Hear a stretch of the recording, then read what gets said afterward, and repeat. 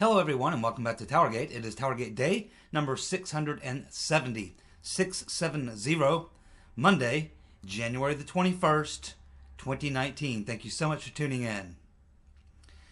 Okay, before I get started on some of the news of the day, I just want to comment again. I know a lot of you guys are Sean Hannity fans. You know, I'm okay with Sean Hannity. He's doing some good work lately, but there's a couple things, of course, that drive us nuts about Sean Hannity. One of those is that he has guests on the show and then he never lets them talk. He interrupts them all the time and that type of thing. And that's fairly annoying, I think, for a lot of us. But there's something else that he's been doing for quite a long time I just keep hearing him do it, and it's just kind of making me pull my hair out at this point. So I don't know how many of you follow Hannity on Twitter or have Twitter accounts. I don't do Twitter, but if you do, someone should mention to him that his date on this whole fiasco of whenever he has people on his show and he's talking about how July 31st, Operation Crossfire Hurricane, this is when they started going after Trump. I mean, he keeps using this date of summer of July of 2016 as being the day when they started targeting Trump or something. And it's just with all the other people he's had on his show and the information I've even heard him cover that disputes that, he continues to fall into that. I think it's more of a habit. He's got his talking points that he does, and he's repeated them so many times that I think he's stuck in the talking point. But I think all of us know, if you've been watching this channel for any length of time, or if you've gone over and read through my timeline, it's quite clear that the investigation and the plot into taking down Trump began long before July of 2016. And so I just kind of want to, I'm not going to go through my entire timeline or the early, all the things that were going on prior to July 2016. That would take me hours.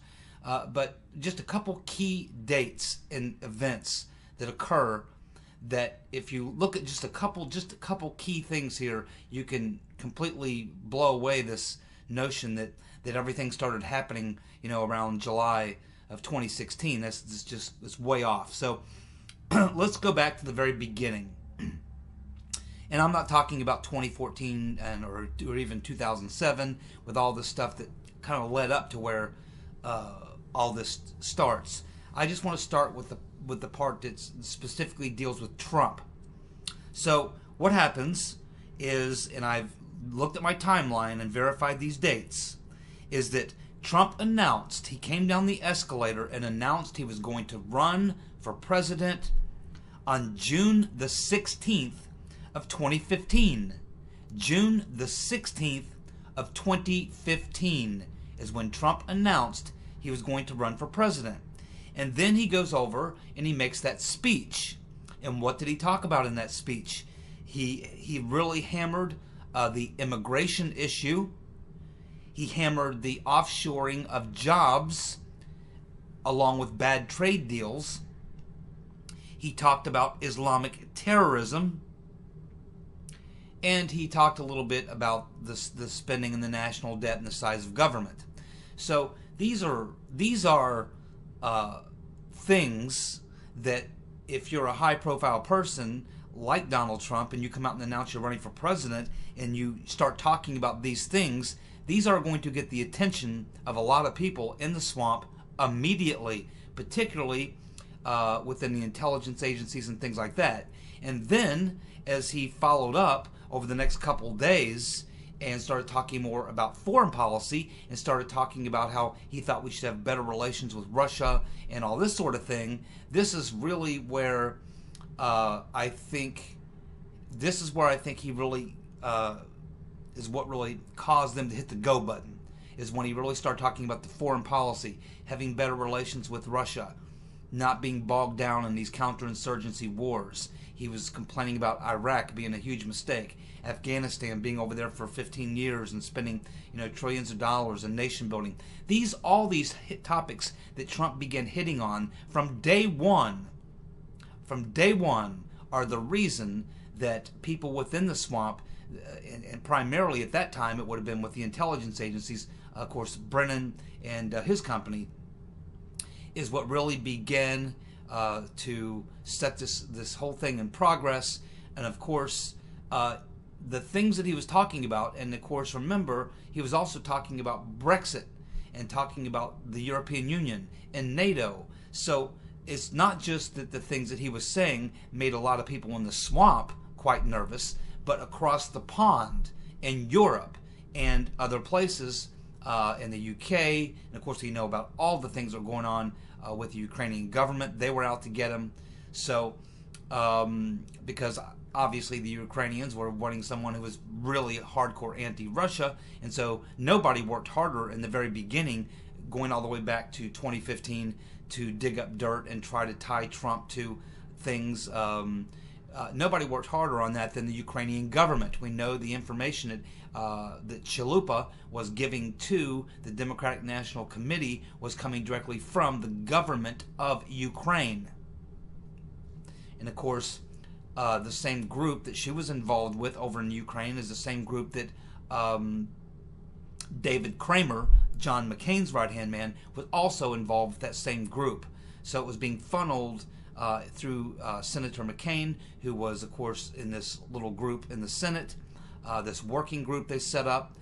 It was coming from Chalupa. So all this stuff was happening literally within weeks of Trump announcing he was going to run for president and talking about these issues that would have certainly got the antennae of the deep state on both sides of the pond paying very close attention. So June 16th of 2015, Trump announces he's running for president and starts talking about these things. Then what happens? Well, then we have Michael Flynn, who very early on, after Trump announced he was running for president and he started talking about his position on foreign policy, obviously these are things that Flynn was in agreement with. And Flynn, of course, had been booted out of the Obama administration because he wasn't happy about the fact that they were arming ISIS. And he made it pretty clear that he wasn't for that policy, and for that reason and others, they had to get rid of Flynn. So Flynn is basically gone, although he's still, at that time, if I remember correctly, still in military, because he was still wearing his military uniform when he first came out and started talking about the fact that he liked Trump and liked what Trump was saying. So Trump comes out and announces he's running for president on June the 16th of 2015. Shortly thereafter, within weeks, he's already got a high-profile military guy like Michael Flynn, a three-star general, who is now, he was a DIA at the time. Trump would later nominate him to be his national security advisor. Okay, so right away, you've got these two heavy players who are out there talking about things that were making the deep state on both sides of the pond very nervous. Started with Trump on June the 16th of 2015, and a few weeks later, Michael Flynn showing a lot of interest in Trump and his campaign. So then, what happens just a couple of months later, in the fall of 2015? Now, we don't know the exact date because the individuals who would be able to tell us that, or the documents that would show us that, they've not been able to get. Members of Congress were not able to talk to these witnesses or get these documents. So we don't know the exact day of this, but we do know that sometime between September on the early side, probably late October on the far side of that, somewhere between September and October, we know that the GCHQ passed intelligence information along to the CIA, telling them about the fact that they think that Flynn, Michael Flynn, may be somehow involved with the Russians. And if you remember, this was the first setup, because what happened is they saw Trump. He's making them very nervous about the things he's saying. Then along comes Michael Flynn, pretty much endorsing a lot of what Trump is saying. And he's already been targeted by the Obama administration, are already watching him anyway, because they are afraid of what he might start talking about because of the things he knew. And so obviously they've got the watchful eye on Flynn. So we learn later exactly what went down there with Michael Flynn. And what went down there with Michael Flynn was that Mr. Halper and others had arranged for Flynn to come to the London Centre of International Law and to come there for a seminar of some sort. And they made sure to seat him right next to this British woman who's of Russian descent. She is a regular there at the London Centre. She comes there for various seminars. She's kind of one of those type of foreign policy wonks. But she's not a Russian per se. She's of Russian descent, but she's a British citizen. But they make sure, and they're very familiar with her, by the way, that they know she's not a Russian agent or anything like that. But they go ahead and they seat Flynn right next to her. And we know that Christopher Steele sat right behind them. Clearly, he was sitting behind them to observe and listen to what they were saying. So they invite Flynn over to the London Centre, seat him next to this Russian, and then Halper, Stefan Halper, and probably along with Steele, give this information to GCHQ, because they set it up, which gets passed on to the CIA. Okay, so at the same time that this is all happening, we find out later that at the same time that Halper is running this setup on Flynn, and Flynn is showing his support for Trump, and Trump's out giving speeches talking about these things that make the deep state very nervous, we learn about the private contractors accessing the database, the NSA database, via the FBI systems. So here we are. Trump announces for president. Just weeks later, Flynn is now, endorsing, if not certainly talking positively about Trump. Then we see Flynn being set up literally within less than 2 months, somewhere between 1 and 7, 8 weeks. In that time period, Flynn gets set up. Halper does his first bit of business, and we know that Halper was paid $122,000 about 2 weeks after this. So he does the setup, Halper, of Flynn, provides the tip that goes from GCHQ to the CIA, and that would begin to create what Brennan would use to start the 6-agency task force. So it really began. What didn't begin on July 31st of 2016 with Operation Crossfire Hurricane. It began the day that Trump announced he was running for president and started talking about these issues. And then within a couple weeks, we got Flynn, who's showing a favorability and likability of Trump, liking a lot of what he's saying. And what happens next? Flynn, the first setup of Flynn occurs. And the next thing, that stuff is passed to the CIA, and boom, they're off and running. So the fact of the matter is, they had already targeted Trump within weeks of him announcing, and probably the very day when he came down that escalator and started talking about the immigration system, offshoring jobs, Islamic terrorism, and all these things. As soon as Trump started talking like that, they probably immediately began digging into him to try to find whatever they could find to destroy him, to take him out.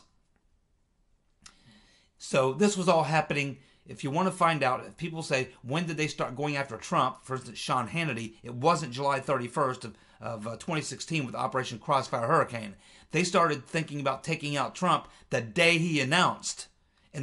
Because that very day, that evening, he announced that afternoon, and that evening he gave a speech. And in that speech, in his auditorium, is when he started talking about these things. And they were listening. And you can bet that the investigation and the setup and the frame-up and to destroy Trump, that began the day after, or the day of, probably, that he announced his run for president. And we can see that the intelligence operations, the frame-up operations, all these other things started happening within, a month and a half, 2 months after he announced he was running for president. That's when you started seeing these private contractors accessing the NSA database illegally. That's when you saw the first setup of Flynn You get this working group set up in the Senate with McCain and these DNC people, compliments of Chalupa, the information she's getting from Ukrainian government. So it was all hands on deck within literally hours of Trump announcing he was run for president. That's when it really started. It literally started the day that he announced and started talking about things that would make the deep state very nervous. So, if you have if you're a Twitter person, you might remind Sean Hannity that the investigation into Trump, or the attempt to take down Trump, began the day he announced, not July 2016. Now, let's just take it one step farther. So Trump announces, and then you get Flynn showing support for him. Other people start showing support for Trump, and it's starting to look like he's serious. This is not a joke. And they know he's got the money. He's not going to have a money problem. And he won't be coming to them and their friends for money. He's bankrupting. He's financing his own campaign. So bankrolling his own campaign. So then what happens next when the heat gets really turned up? Well, it's when it becomes obvious that he is going to be the GOP nominee. So once it becomes obvious that Trump's the likely Republican nominee is at almost exactly the same time that John Brennan sets up the 6-agency task force. It was literally set up the day after, or close to the day after, that Papagalopoulos' setup began. That's when they began the setup of Papagalopoulos. All these things start happening to him. And they've invited him over to the London Center, just like they did Flynn and Carter Page, to run the same type of frame-up operations on them. This is all happening at that exact time when it became obvious that Trump was going to be the nominee. This is exactly the same time that Perkins Coie hires Confusion GPS. This is about the same time that Michael Caputo is approached by Mr. Greenberg.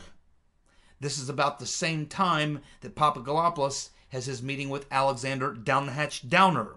This is all about the same time that Nellie Orr is brought into Fusion GPS. However, I suspect that she was one of those people accessing the NSA database prior to that, and was probably already working on that, but wasn't officially under Fusion GPS. I think they moved her over to Confusion GPS from her normal role as just working for the CIA as an open source researcher.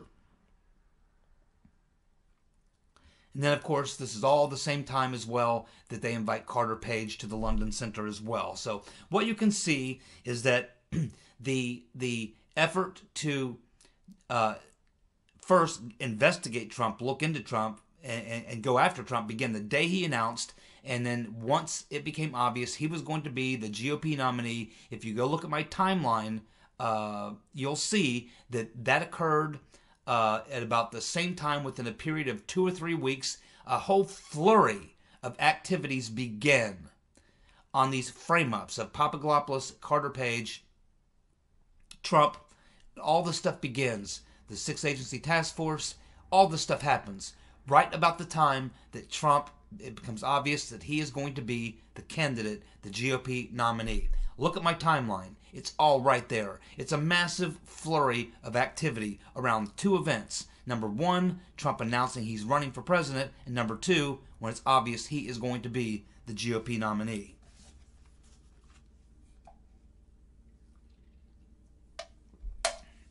Okay, let's move on to some other news. Hopefully some of you can straighten Sean Hannity out. Maybe he needs to work on his talking points. I'd like to help him with that.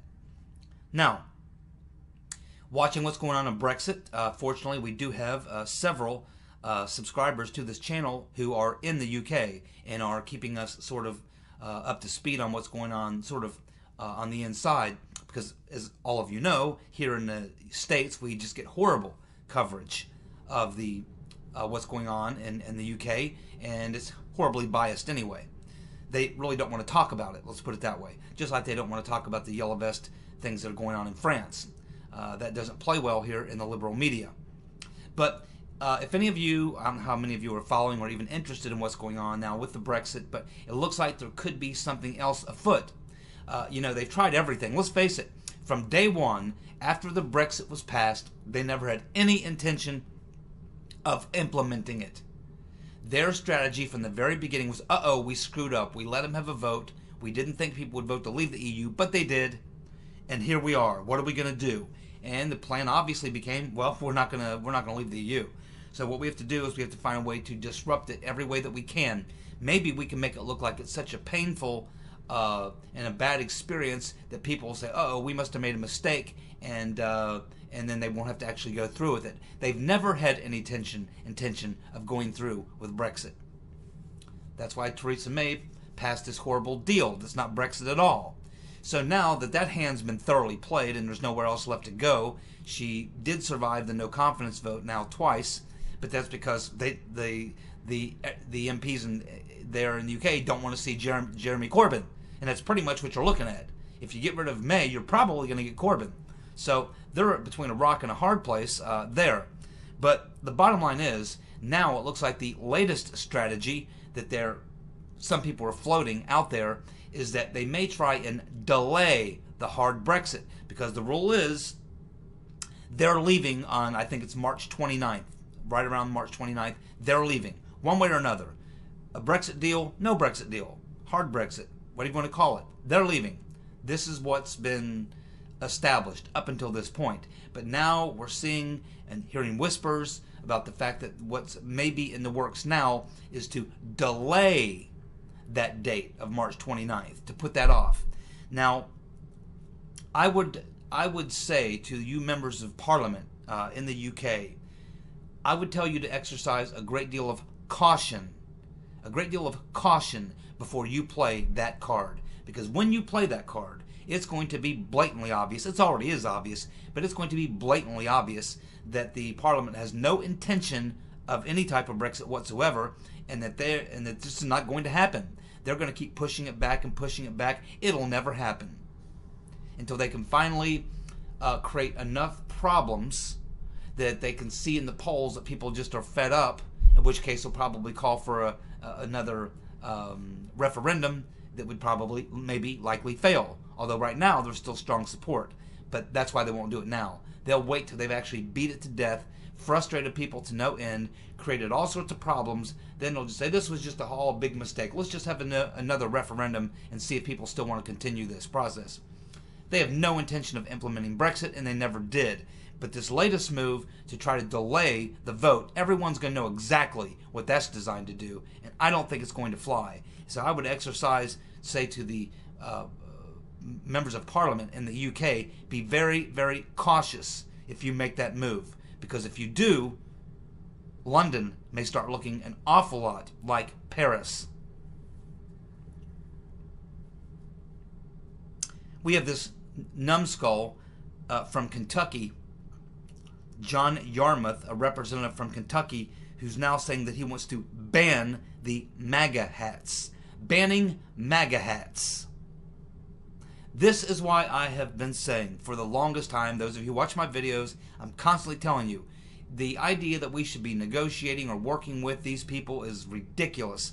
We cannot work with these people. We are so far apart from where these people are and from where we are that the only thing that we can possibly do, and what we must do, is defeat these people. We must defeat these people. These are crazy people. They want to ban the MAGA hat.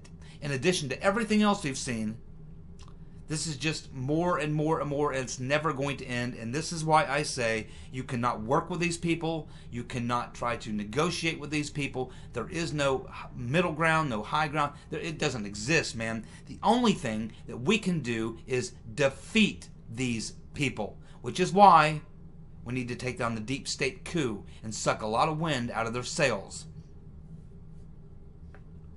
Hope you're paying attention, Mr. Barr.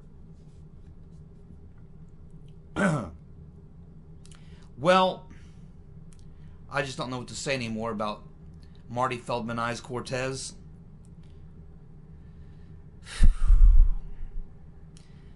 But I don't know how many of you saw the video, but she organized a little group of her disciples and got a camera crew, and then they went over to the Senate buildings trying to find McConnell to have a little protest in his office. So she gives this whole spiel, and they got it all going on camera, and she's with her disciples, and she says her demented disciples, and she says to them, and she then looks to the cameras and says, see, we went to McConnell. He's not there. Where is he? He's not here. He's not there. He's not anywhere. He should be here. We have a government shutdown, blah, blah, blah, blah, blah. So, and that's the whole point of her little video is that they went to protest McConnell, but he's nowhere to be found. Well, the truth is she was in the wrong area of the building and didn't go to the right office. Had she gone to the right office, McConnell was there working on the shutdown thing. He was there working on the shutdown. They just went to the wrong office. So Ocasio-Cortez, Marty Feldman eyes, can't find her way around, obviously, doesn't even know how to find McConnell's office, let alone protest in it. Just another major fail by Marty Feldman eyes Cortez. And, of course, Trump was just hammering Pelosi. He started bright and early on Sunday morning hammering Pelosi. 4 or 5 very effective tweets, but my favorite was the last one when he tweeted out, Nancy Pelosi has behaved so irrationally and has gone so far to the left that she now officially has become a radical, capital letters, radical Democrat. She is petrified of the lefties in her party that she has lost control. And by the way, clean up the streets in San Francisco. They're disgusting. Oh my goodness, is he ever right? In fact, what Trump should do is they should send a film crew to San Francisco and just film San Francisco. That would be the best 2020 campaign the Republicans could run. Literally do a video documentary of San Francisco and play it everywhere, in the theaters, and then say this is the Nancy Pelosi and the Democrats' dream for all of America, San Francisco. That would be great. But more importantly, looking at this tweet, very, very, very, very, very good strategic tweet. And if you look at what he's saying here is something he's been saying, but he's really driving the point home here, is that Nancy Pelosi is being pulled so far to the left. Now, this puts her in a very weird situation, because now that Trump's made the claim that she has been pushed and pulled so far to the left that she's literally been, taken over or taken hostage by the extreme left wing of her party, she has now got to try to find a way to respond to that. Now, the normal reaction, knee-jerk reaction to anything Trump does by the lefties, by the demo commies, is to do the complete 180 opposite, to dart 180 degrees in the opposite direction, to get 180 degrees out of scope with what he just said.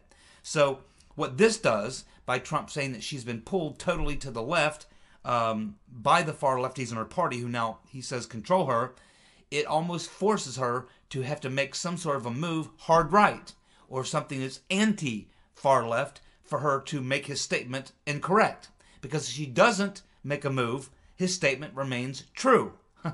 So it puts her in a real box. He's putting her into a box where he's going to continue to say she's so far left, she's moved to the left, she's a hostage to the far left of the party, that eventually that's going to wear her down, and she's going to be forced to prove that that's not true, which means she's going to be forced to move off of her position. Or maybe he's just tweaking the hell out of her. Either way, it's a brilliant move. It's a brilliant political strategy and tactic to use to get her off of her perch where she is right now. It forces her to do something. Otherwise, his statement remains true. And we've already learned, as he has learned, that whenever he says something is left, they immediately go right. If he says it's up, they go down. If he says it's this, they say it's that. They have to be like opposite of everything. So when he says this, he puts her in a box. He forces her to either stay in that box, and therefore he's correct, or she's got to try to move out of it to prove that he's not correct. And so that's a very, very good tactic that he's using there to box in Madame Botox. Well, of course, CNN's Brian Stelter, how that guy ever got a show on TV is beyond me. But Cinderfella Brian Stelter, the Senator fellow Brian Stelter, had both these journalists on. This Cormier, one of the two guys who wrote the article that BuzzFeed put out, as well as the editor, Ben Smith. He had both of them on the show, and they're both standing by the story. And a lot of people go, oh, well, they're standing by the story. Maybe there is something to it. No! There's nothing to it. It's completely ridiculous, and I've gone through why it's completely ridiculous. Just completely insanity to believe such a thing. Regardless of whether Mueller would have come out and knocked it down or not. You didn't need Mueller to come out and knock it down. All you have to do is look at it. I mean, if, in addition to the other 2 or 3 reasons I gave you, here's another good reason. If Michael Cohen had given Mueller, yeah, Trump told me to lie to Congress.